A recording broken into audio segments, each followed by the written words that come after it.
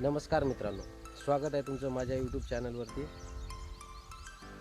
मी एक व्हिडिओ बनवला होता या शेणावरती आणि त्याला चांगला प्रतिसाद मिळाला, त्याच्याबद्दल धन्यवाद। आपण एक गलती करतो शेतकरी मित्रांनो, आपण एक चूक करतोय, त्याच्यामुळे आपलं उत्पन्न कमी होते, आपल्या उत्पन्नामध्ये लय घट होते, आपलं उत्पन्न कमी आणि खर्च जास्त असतो। आता मला म्हणायचं काय, तुम्ही व्हिडिओ शेवटपर्यंत बघा, मला म्हणायचं काय मी समजावून सांगतो थोड्या शब्दामध्ये, फक्त व्हिडिओ शेवटपर्यंत बघा। तर मित्रांनो, आज 13 फेब्रुवारी 2026 तारीख आहे आणि 2026 मध्ये तुम्ही पाहू शकता DAP, पोटॅश, दाणेदार, युरिया हे जे सर्व खत आहेत, या खतांचे तुम्ही भाव पाहू शकता, 1,500च्या वर आहे। पहिले किती 400-500 रुपयाला बॅग भेटायची, आज 1,500च्या वरती बॅग आहे। तुम्ही कोणती बॅग घ्या, DAP घ्या, कोणती बॅग घ्या, 1,500च्या वरती आहे। आणि आता तर गव्हर्नमेंटनं 50 किलोची बॅग होती ते 35 किलोची, 40 किलोची भाव रेट तेच ठेवले, पण शेतकऱ्याला आपल्याला गंडवले जाते। दाम तोच ठेवला, पण 50 किलोचे देण्याऐवजी 40 किलो देत आहेत आणि आपल्याला वाटते भाव तर वाढवले नाहीत। हे सरकार आपल्यासोबत असं करते। तर मित्रांनो, आपण हे 1,500 वगैरे घेतोय, एक बॅगला 1,500 देतोय आपण आपल्या शेतीमध्ये DAP वगैरे टाकतोय, पण याचं आपलं उत्पन्न कमी आणि खर्च जास्त होतोय। समजते मी काय म्हणतोय? आपण हे जे फवारण्या वगैरे घेतो हे तर अलगच राहिले, आपली मेहनत सुद्धा निघत नाही, कारण हे असे खर्चामुळे। आणि मार्केटला जा तुम्ही, भाव किती आहेत आपल्या कापसाला? 7,000, 6,000, 6,500, 7।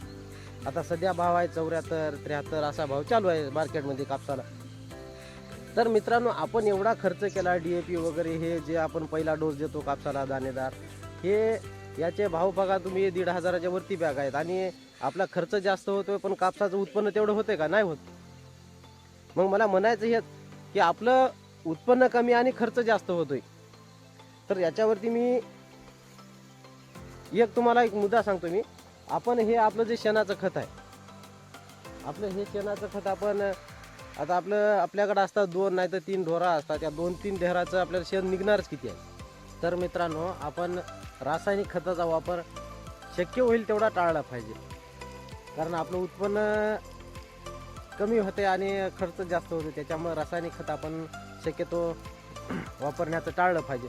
आणि हे जे खत आहे, आपण या खताला सध्या भिजवीत आहे। पहिले मी डब्याच्या सहाय्याने भिजवीत होतो, पण आता डब्याच्या सहाय्यानं पाणी पूर्णपणे खोलवर जात नव्हतं, खोलवर मुरत नसल्यामुळे हे आपल्याकडे रेन पाईप अवेलेबल असल्यामुळे हे डायरेक्ट मोटर लावून दिली का हे पूर्णपणे असं खाली पाणी खोलवर मुरते आणि हे पाणी खोलवर मुरल्यानंतर समोरची प्रोसेस आपण करणार आहोत। पाणी खोलवर मुरलं नसल्यामुळे आपण सध्या आणखीन भिजवीतच आहोत। टेळ्याचं एखादी ट्रॅली विकत घेतो म्हटलं तर 4,000-4,500 रुपये लागतात आणि एकरमध्ये 1-2 ट्रॅल्यानं काहीच वाकडं होत नाही, त्याच्यामुळे आपण हे तिसरा मार्ग काढला। आता हे खत पूर्णपणे बारीक झाल्यानंतर डायरेक्ट आपण कापसाला पहिला डोस देतो त्या पद्धतीने दिला तरी चालते, डायरेक्ट हळदीच्या बेडनं हे खत असं टाकून द्यायचं। हे त्याच्यामुळे काय होतं, आपलं एक रासायनिक खताचा आपला एक डोस कमी होतो, त्याच्यामुळे खर्च आपला थोडाफार कमी होतो। मला एवढंच म्हणायचं होतं। आता या खताची पुढची प्रोसेस राहिली आणखी करायची, त्याच्यामुळं हे खत सध्या आणखीन भिजवीत आहे। जर तुम्हाला माझा व्हिडिओ आवडला असेल तर लाईक करा, तुमच्या शेतकरी मित्रांना शेअर करा, कमेंटमध्ये माझा व्हिडिओ कसा वाटला काय नाही नक्की सांगा आणि चॅनलला सबस्क्राईब जरूर करा। पुन्हा भेटूया पुढच्या व्हिडिओमध्ये। जय जवान जय किसान।